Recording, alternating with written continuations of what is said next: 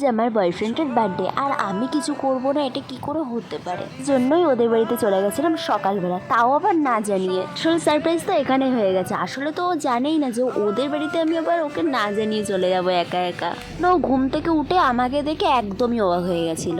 দেখো কি সব আঁকতে বসেছে, মানে কাজ না থাকলে কি যে করবে। কেন তো আজকে আমার কোনো কিচ্ছু প্ল্যান করা ছিল না। এটুকু জানি যে বার্থডে করবো, বাট কিভাবে করবো সেসব কিচ্ছু প্ল্যান করা ছিল না।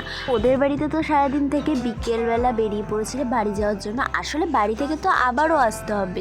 গিয়ে তাড়াহুড়ো করে রেডি হয়ে কেক নিয়ে সব কিছু নিয়ে আস্তে আস্তে প্রায় 1 ঘন্টা লেট হয়ে গেছে।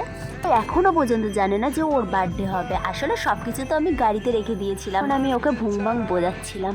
এখন আমরা অপেক্ষা করছিলাম, কারণ আমার একটা বান্ধবী আসবে বলে, মানে ওরা এসেছিল তো এখন একটুখানি বাড়ির দিকে গেছিল। একটু একটু করে বুঝতে পেরেছিল যে আমি ওকে মাঠের সামনে কেন এনেছিলাম। তো আমি বুঝতে পারিনি যে হঠাৎ করে প্ল্যান করে সুন্দর করে বার্থডে সেলিব্রেশন করতে পারবো। তারপরে যখন সবকিছু রেডি করা হয়ে গেছিল, তো ওকে তো আমি দৌড়ে দৌড়ে নিয়ে চলে যাচ্ছিলাম।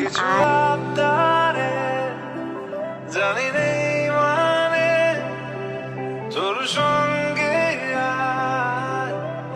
আমাকে এগিয়ে দে দু এক পা এগিয়ে দে, হাঁটতে চাই কয়েক পা সাথে।